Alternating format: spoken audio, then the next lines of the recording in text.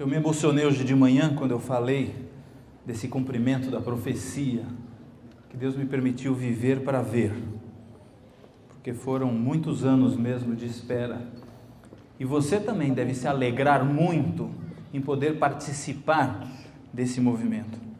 Eu vou colocar aqui alguns textos que eu não vou mencionar e nem tampouco explicar. As mesmas de manhã. Não, são diferentes, são todas. Tá só as da tarde. É 1, 2 e depois a 3. Tá? Mas eu agradeço muito o pastor Cid O'Neill. Quando eu estava ainda na fase de acadêmico, em 1979, muito criancinha ainda, né? E ele passou em Manaus, fez uma semana na nossa igreja, foi me visitar em casa. Eu era estudante de medicina, minha esposa enfermeira, e nós trocamos algumas ideias, e até no direcionamento da nossa especialidade ele ajudou. Eu agradeço muito a Deus pelo ministério dele e dessas pessoas que atravessaram essa fase difícil para poder ver o que está acontecendo hoje, porque isso é incrível, você ter o encontro de pastores, de líderes, trabalhando o aspecto da santificação, trabalhando o aspecto da reforma. Uma coisa tem que acontecer nos últimos dias: reavivamento e reforma. O que vem primeiro? Reavivamento, depois a reforma? Alguém pode ser reavivado se não estiver reformado? Alguém pode ser reformado se não estiver reavivado? As duas coisas têm que vir junto. A reforma sem reavivamento espiritual é fanatismo. Um reavivamento sem uma reforma é um falso reavivamento. Porque o poder de Deus, ele faz uma coisa na pessoa, que é mudar. Como você sabe que Deus está atuando em você? Porque você está mudando. E essa mudança todos percebem. Você mentia, não mente mais. Nem aquela mentirinha branca. Você ria e fazia brincadeiras dos assuntos sérios da saúde. Hoje você não admite mais ouvir certas anedotas sobre um assunto tão solene. Você exagerava e hoje não exagera mais, é uma pessoa moderada. Isso é um sinal de que o Espírito Santo está tomando a sua vida. Você tem modificado nesses últimos anos? O que você mudou desse último ano para cá? A vida do cristão é como a luz da aurora, vai clareando cada dia mais, né? Até tornar-se dia perfeito. Encontrar um pendrive, isto mesmo. Então, vamos lá para essa partezinha. Eu gostaria de fazer um comentário ainda sobre o período da manhã, porque várias pessoas me abordaram na hora do almoço sobre uma coisa que eu gostaria de ter falado, mas o tempo não permitiu, então vou aproveitar uma parte desse tempo aqui. Pode passar, por favor? Ok, já chegamos na página, ainda não. Vejam bem, a íntima relação entre o corpo e a mente, por isso eu agradeci o pastor Cid O'Neill, ele preparou a mente de vocês para esse assunto que é sobre a mente também. Quando uma está afetada, ou quando um está afetado, simpatiza, o outro simpatiza com ela. A condição da mente influi na saúde muito mais do que geralmente se crê. A condição da mente influenciando na saúde. Tudo que diminui a força física e enfraquece a mente, nos torna menos capazes de discernir entre o bem e o mal, menos aptos para escolher o bem, e temos menos força de vontade para fazer aquilo que sabemos ser justo. Regime alimentar, página 48 e 49. Então veja bem, tudo que diminui a força física, nós já vimos que Satanás busca jogar as suas tentações para o nosso corpo, para enfraquecer a nossa força física. O que tem de enfraquecer a força física? Por exemplo, ficar sem exercício. Essa perna e esse braço ficaram 3 semanas engessados. Quando tirou o gesso, estava fininho. Tive que fazer muito exercício, 3 vezes por dia, fisioterapia, para recuperar parcialmente a força muscular. Para perder é fácil, para recuperar é difícil. Dormir pouco, você vai enfraquecendo. Se alimentar de forma inadequada, fazer uma reforma errada, De vez em quando atendo no consultório uma pessoa pálida, anêmica, fraca. Doutor, é que eu estou fazendo a reforma de saúde, sabe? Pare então, por favor. A reforma de saúde foi feita para quê? Para melhorar a nossa saúde. Se você está fazendo uma reforma e a saúde está enfraquecendo, desista. Você está no caminho errado. Eu vou contar uma tragédia que aconteceu com um parente meu. Daqui a pouquinho eu vou contar. Mas veja o que acontece. O que enfraquece a força física, ou diminui a força física, enfraquece a mente. E nós sabemos que a grande batalha cósmica é para conquistar o quê? A nossa mente. Então veja o que acontece quando você está enfraquecido por qualquer motivo. Nos torna menos capazes de discernir entre o bem e o mal. Você não sabe o que é o certo e errado. Você tem dificuldade em saber. E muita gente vai se perder, não porque era intemperante, mas porque a intemperança o levou à impercepção, a falta de percepção espiritual. Outra coisa que a fraqueza faz, nos torna menos aptos a escolher o bem. Muito bem, você sabe, conseguiu discernir o que é o certo e errado, mas você não tem forças para fazer o que é certo. Diz ali, menos aptos para escolher. E daí? Faço isso? Você sabe o que é o certo, mas acaba escolhendo o que é o errado. Por quê? A sua mente está naquele estado devido às coisas que estão enfraquecendo o teu corpo. E a última parte do verso, nós temos menos força de vontade para fazer aquilo que sabemos ser justo. Tudo bem, você sabe o que é o certo e o que é o errado. Você até está apto a escolher o que é o certo. Eu quero fazer isso, mas na hora H, você não tem forças para fazer o que é correto. Pode avançar? Vejam, essa década passada na medicina é uma década muito importante, porque se descobriu o funcionamento do delicado mecanismo do cérebro, da mente humana. E eu fiquei impressionado com aquela apresentação do pastor mostrando onde está o centro do arrependimento. Que coisa impressionante, a córtex cerebral é onde estão os nervos mais sensíveis do cérebro e é o único local onde Deus se comunica conosco. E quando você ouve alguém falar assim, não me arrependo não, se eu fiz e faria tudo de novo, essa pessoa, a córtex cerebral dela, esses nervos aí estão um pouquinho longe, porque a característica de uma pessoa que tem o poder de Deus, que tem o Espírito Santo, é que ela se arrepende. Davi errou muito, mas Davi se arrependia, quando ele caía em si, isso aqui eu estou errado, e ele caía de joelhos aos pés de Deus, e clamava por misericórdia, né? Você se arrepende bastante? Várias vezes, você pede perdão para sua esposa? A esposa pede perdão para o marido? Não, somos casados mesmo, ela tem que aguentar. Arrependimento aqui. Então, vejam, eles descobriram que no cérebro, toda a parte elétrica funciona movida pela química cerebral. O cérebro produz 3 substâncias químicas que nós chamamos de neurotransmissores. Um deles se chama noradrenalina, o outro se chama dopamina e o outro se chama serotonina. Quantos aqui já ouviram falar na serotonina? Todo mundo. A serotonina, sem dúvida, é o mais importante desses neurotransmissores. Ela tem um efeito inibidor da conduta juntamente com o efeito modulador geral da atividade psíquica. Querem saber o que a serotonina faz no teu cérebro? Pode passar, por favor. A serotonina regula o humor. Aquele mal-humorado que falaram hoje de manhã aí, aquele ancião mal-humorado, aquele marido ou esposa mal-humorada, aquele diácono mal-humorado, ele deve ter a serotonina baixa no cérebro. Existe uma entidade, nós chamamos de distimia. Os distímicos é um tipo de depressão, mas é uma depressão muito camuflada. A pessoa pode até ser alegre, mas ela põe defeito em tudo. Ela chega na igreja, o som está alto, a solista desafinou, o piano está não sei o quê, o pastor não devia ter contado essa experiência. Enfim, chega em casa, já ouviram aquela propaganda? Lindo dia hoje, né? E ele mostra, mas parece que vai chover. Distimia. Gente, esse camarada está doente, ele precisa de tratamento. Ou pelo menos tentar a reforma de saúde, porque a reforma de saúde pode melhorar a maioria dos casos de distimia de serotonina baixa no cérebro. Atua onde? A serotonina regula o sono. Sabe a pessoa que chega na hora de dormir, o sono vai embora e fica até meia-noite, 1, 2, 3 da madrugada? Com frequência. Ou então dorme aquele soninho, depois o sono vai embora e não volta mais. Só quando está amanhecendo o dia.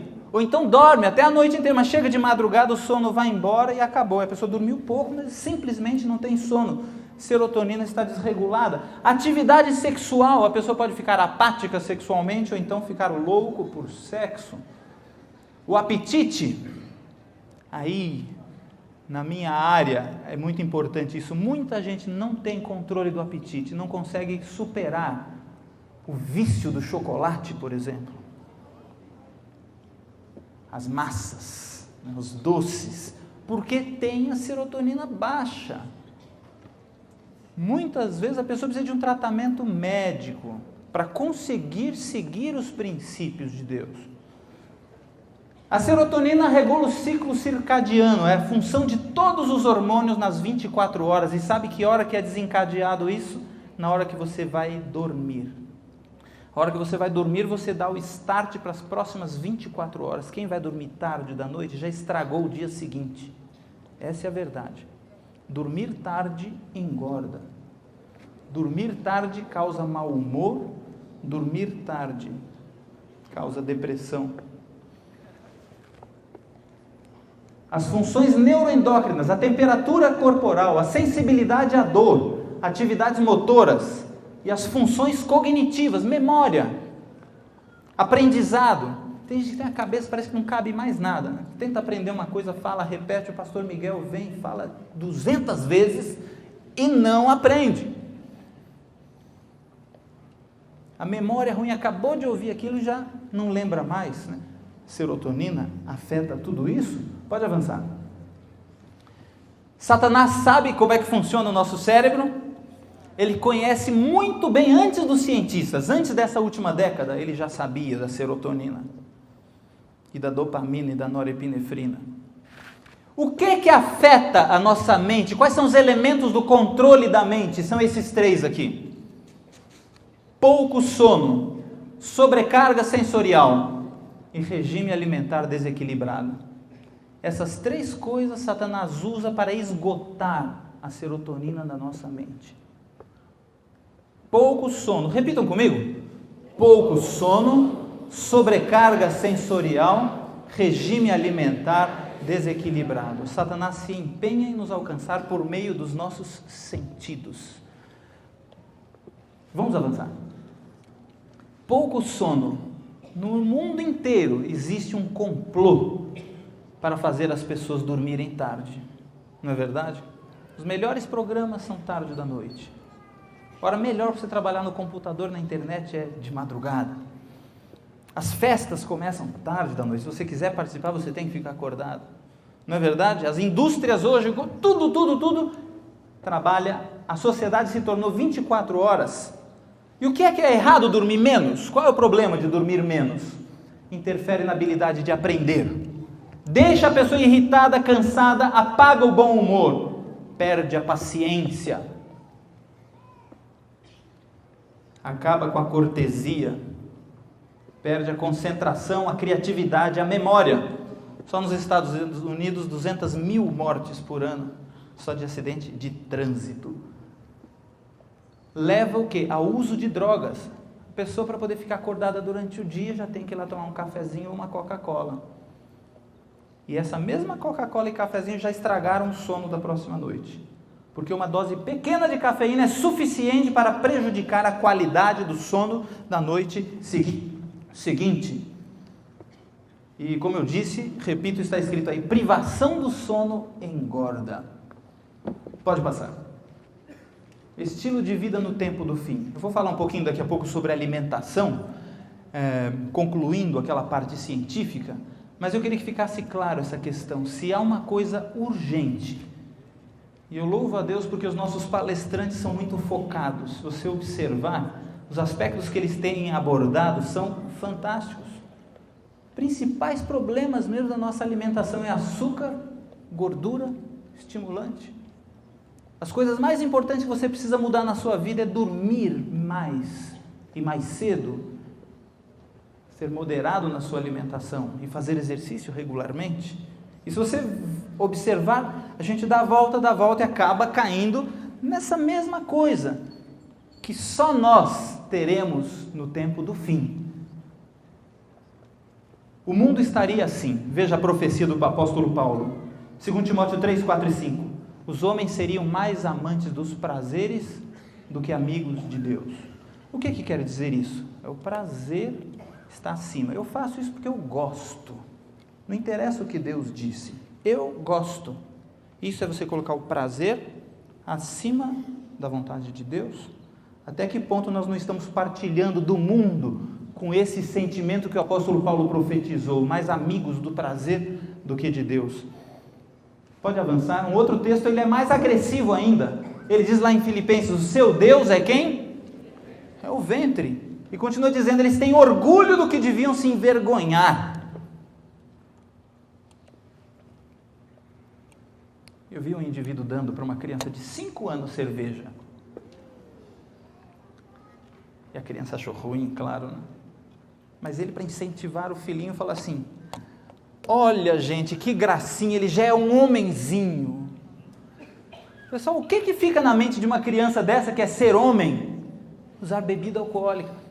Tem orgulho daquilo que deviam se envergonhar. Está dando de beber para o seu próprio filho pequeno ainda? Pode avançar. Tem orgulho do que devia ser uma vergonha para eles, diz lá em Filipenses, pode passar também. Foi-me mostrado que a intemperança haveria de fazer o quê? Dominar o mundo. Em alarmante extensão, e cada um do povo de Deus precisa assumir uma atitude elevada no que se... Não estou conseguindo ler. No que respeita à mudança de hábitos e práticas. Foi mostrado para a senhora White que o mundo estaria mergulhado na intemperança. E ela faz um chamado a você e a mim nessa manhã. Cada um do povo de Deus deve assumir uma atitude elevada no que respeita a mudanças. Você está disposto a atender esse chamado de Deus para responder a esse convite de assumir uma posição elevada? Porque essa, como diz a Bíblia em Deuteronômio, será a vossa sabedoria. Eles vão olhar para vocês e vão falar, que povo inteligente e sábio. E é o que está acontecendo. Vocês lembram o que aconteceu? Recentemente saiu uma entrevista sobre os adventistas na revista Natural Geographic. Essa revista internacional famosa. Os pesquisadores procuraram as pessoas mais longevas do mundo. E dentre elas encontraram quem? Os adventistas do 7º dia da Califórnia. E eles contam até a experiência de uma senhora, né, que tinha acabado de renovar a sua carteira de motorista, 100 anos de idade. Tinha acabado de renovar a carteira por mais 5 anos. Isso é qualidade de vida. Mas perguntaram para um dos nossos líderes da conferência geral, doutor, o que o senhor acha da nossa saúde adventista estar saindo nas revistas famosas? Esse ano saiu na revista Veja também, né? No ano passado também, revista Veja. Sabe o que o nosso líder da conferência geral respondeu? Ele falou, eu fico muito triste, eu acho que isso é uma tragédia. Não, doutor, mas o senhor não entendeu. As nossas filosofias estão sendo divulgadas nas revistas nacionais e internacionais, isso não é ótimo? Não. Agora o senhor vai ter que se explicar. Olha, é porque uma pequena parte da igreja segue as instruções que nós temos. Porque se toda a igreja seguir a luz que nós temos, nós vamos abalar o mundo. É verdade ou não é? Nós já estamos mexendo um pouquinho com o mundo. Imagina a hora que pastores, médicos, pais, filhos, os antigos na fé, os recém-convertidos, todos tivemos uma só voz, em uma só voz, levando a cura de Deus para essas pessoas. Pode avançar, por favor? Aquele texto de Deuteronômio, guardai-os, pois, se referindo a todas as leis e orientações de Deus, e cumpri-os, porque isso será a vossa sabedoria e o vosso entendimento perante os olhos dos povos, que dirão: certamente esse grande povo é gente sábia e inteligente. Vejam, a irmã White escreveu: eu tenho me sentido muito triste. A irmã White partilhava desse sentimento desse médico da Conferência Geral. Olha o que ele escreveu: eu tenho me sentido muito triste ao ver que o nosso povo não tem aproveitado desta obra como deveria. Próximo. E agora, vocês que não são obreiros sim, obreiros leigos, voluntários. Também não gosto dessa expressão leigos, porque dá a impressão de alguém que não sabe nada. Mas são os voluntários que levam esta igreja. Queria que vocês fechassem um pouquinho os ouvidos, que eu quero falar para os líderes. Quero falar um pouquinho para os pastores. São textos que talvez você conheça. Mas vejam, quando a mensagem do terceiro anjo for recebida em sua plenitude, a reforma de saúde terá o seu lugar nos concílios dos campos, nos trabalhos da igreja e no lar. Isso serve para os voluntários também. Quando é que essa reforma de saúde iria começar a crescer? Mensagem de saúde do terceiro anjo estivesse chegando na sua plenitude. Essa profecia está se cumprindo hoje aqui nesse auditório, amém? Pode avançar, por favor. É desígnio do Senhor que a influência restauradora da reforma de saúde seja uma parte do último grande esforço para proclamar a mensagem evangélica. Deus tem um plano. O que está acontecendo hoje aqui faz parte ou não faz do plano de Deus? Reforma de saúde seja uma parte desse último grande esforço. Por que ela usou essa expressão esforço? Porque não é fácil. Nós teríamos 2 encontros como este. Amanhã nós teríamos um outro. Por algum motivo não vai acontecer com mais 1.500 líderes. Deus sabe, você é um herói. Eu não vou perguntar aqui, mas eu sei que todos vocês tiveram percalços e coisas que tentaram impedir vocês de virem aqui. Estou certo ou estou errado? Quantos aqui sentiram alguma dificuldade tentando atrapalhar? Levante a sua mão, por favor. Nós vemos orando por vocês e por esse encontro que este ano todo, porque a gente sabe que o inimigo realmente iria perturbar, ele não ia deixar a coisa ser fácil, mas glória a Deus, o auditório está cheio e vocês estão animados e dispostos aqui participando. Pode avançar. Guardai-os todos, pode avançar. O Evangelho da Saúde tem seus defensores capazes, mas seu trabalho tem sido muito dificultado. Por quê? Porque muitos pastores, presidentes de associações e outras pessoas que se acham em posição de influência têm deixado de dar à reforma de saúde o quê? A devida atenção. E ela diz: o maior perigo para o assunto da saúde são os médicos que não seguem, e são os pastores que não seguem. Por isso eu louvo a Deus, agradeço de coração ao Senhor, aos líderes da divisão sul-americana, da associação aqui, da união, das uniões, dos campos, por esse esforço concentrado, já tentando corrigir essa dificuldade. Pode passar? De Deus para os ministros. É uma importante parte do ministério apresentar fielmente ao povo a reforma de saúde. Não é uma partezinha qualquer, não. É uma importante parte. Há preciosas bênçãos a serem alcançadas se os ministros unirem a apresentação da questão da saúde com o quê? Com todos os trabalhos da igreja. Aproveitem o Ministérios da Saúde, o Clube da Saúde, a ADRA, os jovens, envolver todos nesse grande programa. Pode avançar? Ainda para os ministros, aos meus irmãos de ministério eu diria: a todos incentivar e tomar parte na obra médico-missionária. E vede se não voltará rapidamente para as igrejas o fôlego da vida. Sabe aquela igrejinha que não vai, que não ganha almas, que tem briguinhas internas, sabe? Qual é a solução? A solução está aí: incentivar a todos a tomarem parte na reforma de saúde. O que vai acontecer? Vai haver um reavivamento daquela igreja. Pode avançar. A nossa vida, bem, Eu não quero ler, eu vou deixar, vocês todos sabem ler. Então eu vou pedir que diminuam as luzes, coloque a música suave para tocar, e eu vou passar alguns textos rapidamente do Espírito de Profecia para você refletir. Ok? Porque cada um tem a sua compreensão, você mesmo vai explicando os textos na sua cabeça.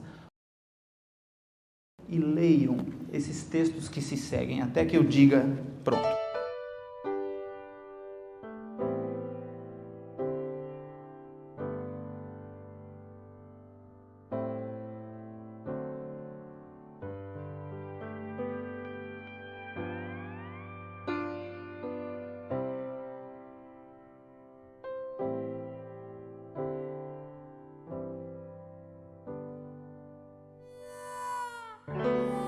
Sabe, quando eu comecei a estudar medicina, eu não entendi esse texto.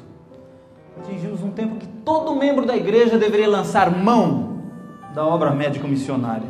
Fica pensando, como? Será que os membros da igreja vão sair distribuindo chazinho para todo mundo aí? Ou um remédio que você usou para o teu filho deu certo, uma injeção você sai receitando para os vizinhos? É assim? Você sai curando os outros? Não. Isso se chama charlatanismo. Você não é preparado para medicar, mas todo brasileiro tem um pouquinho de médico, né? Você tem um problema, eu estou com uma dor, todo mundo tem uma receitinha para você, né? Mas nós temos que ter muito cuidado com isso. Certamente não é essa a obra médico-missionária que Deus deseja. E Deus me concedeu uma experiência no primeiro ano da faculdade que me abriu os horizontes nesse assunto. Eu estava indo para a faculdade, primeiro ano da faculdade, eu tinha uma motocicleta branca, e nós temos que ir todos de branco, lá para o estudo da anatomia. E eu ia saindo de casa com a minha motocicleta e o vizinho me chamou, eu morava em Manaus na época, muito quente lá, seu Vicente. E o seu Vicente, doutor Eduardo, espera um pouquinho. Ó, fiquei orgulhoso, já pensou no primeiro ano da faculdade já ser chamado de doutor? Pois não, seu Vicente. Ele disse, é o seguinte, minha esposa está muito grave. Ela tem uma pneumonia bilateral, pneumonia dupla, como costumam dizer.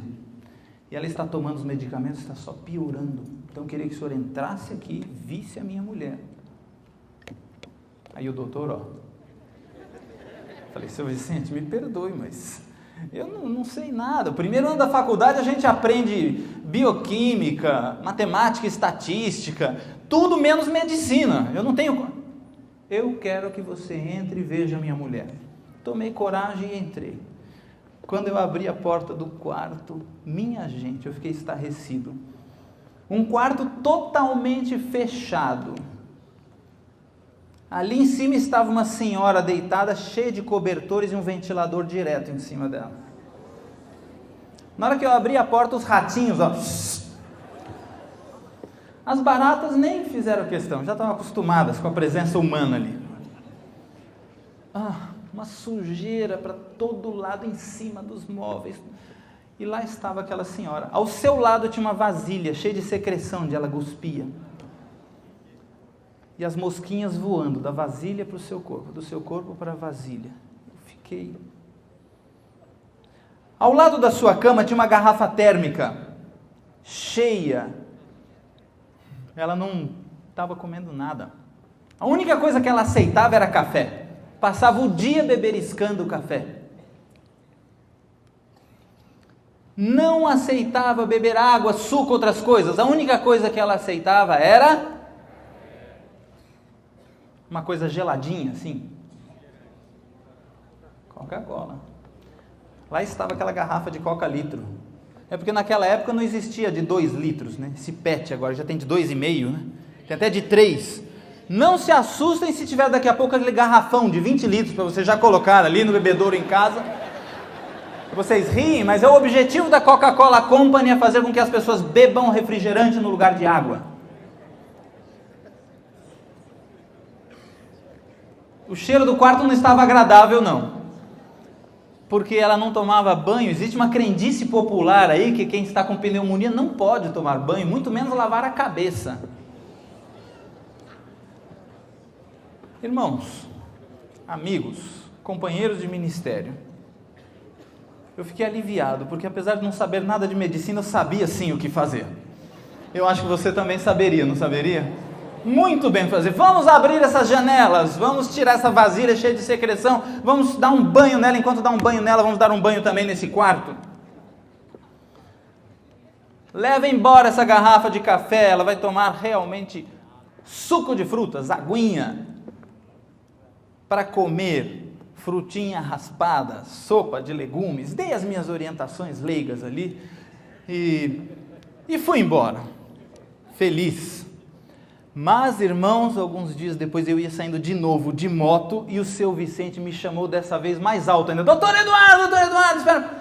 Gente, eu gelei, pensei comigo, pronto, morreu a velhinha.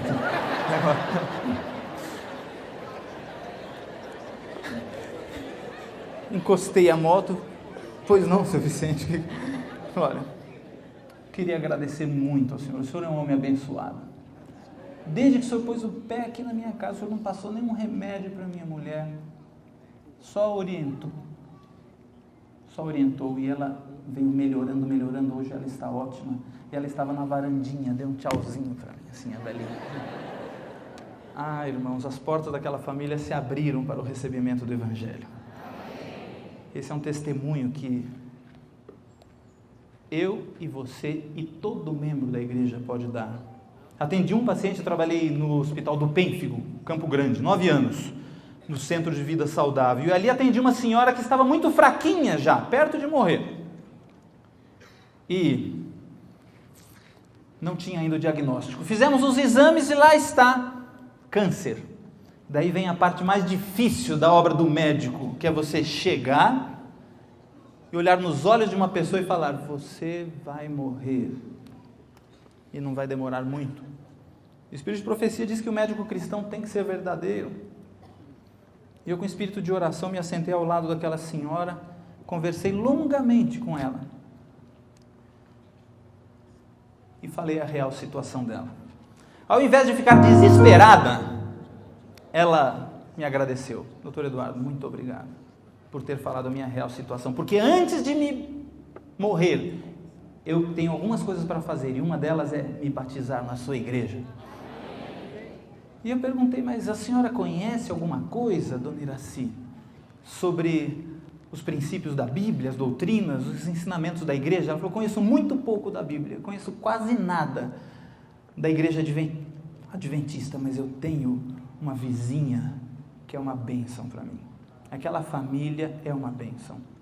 A maneira como eles se tratam, como eles educam os filhos, como eles vivem, como eles se alimentam. Quando ela faz um pãozinho integral, me traz um, já me ensinou a fazer também. Sai para a caminhada e me convida para andar junto com ela. Eu coloquei no meu coração: se um dia eu for crente, eu vou ser da igreja dela, e eu quero receber o batismo. Aquela senhora se entregou a Cristo naquela semana e morreu naquela mesma semana também. Recebeu os 28 doutrinas? Não. Recebeu o exemplo e o testemunho de uma família que vivia os princípios de saúde. Cada membro da igreja. Hoje eu entendo muito bem o que o Espírito de profecia diz, quando diz que por toda parte morrem pessoas, à míngua dos conhecimentos das verdades que nos foram confiadas. Com o conhecimento técnico que eu tenho, eu sei que aquela senhora ia morrer e não ia demorar mais do que 3 dias. Você acredita que tem gente que morre por não saber essas coisas simples? Tomar café da manhã, não comer fora de hora, fazer exercício, dormir cedo, usar estimulantes, álcool, exagerar nas gorduras, enfim, você acredita? Eu gostaria que nós concluíssemos. Pegue a sua apostila agora. Pegue a sua apostila.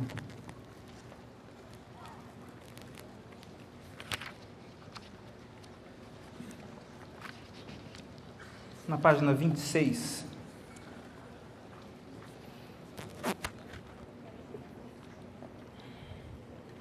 Página 26.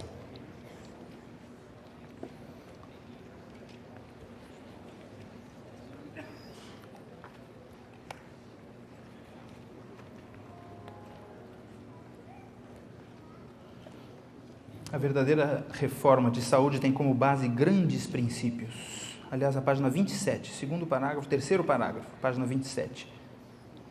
Ela tem como base grandes princípios, é um jeito de viver que envolve tudo o que eu faço, desde a hora que eu me levanto até a hora que eu me deito. Seu grande balizador, princípio, é a busca de Deus nas primeiras horas de cada manhã. E o importante princípio é o quê? A temperança no comer, no beber, no vestir e no trabalhar. Às vezes se fala em comida, mas comer, beber. Você é temperante no seu beber? Ou você está comendo uma garfada e um copo, mais uma garfada, mais um copo, ou uma garrafa? Você é temperante no vestir? Você é temperante no trabalhar? Só o poder de Deus pode dar esse equilíbrio para a nossa vida. No final desse texto aqui, vocês podem encontrar na página 31.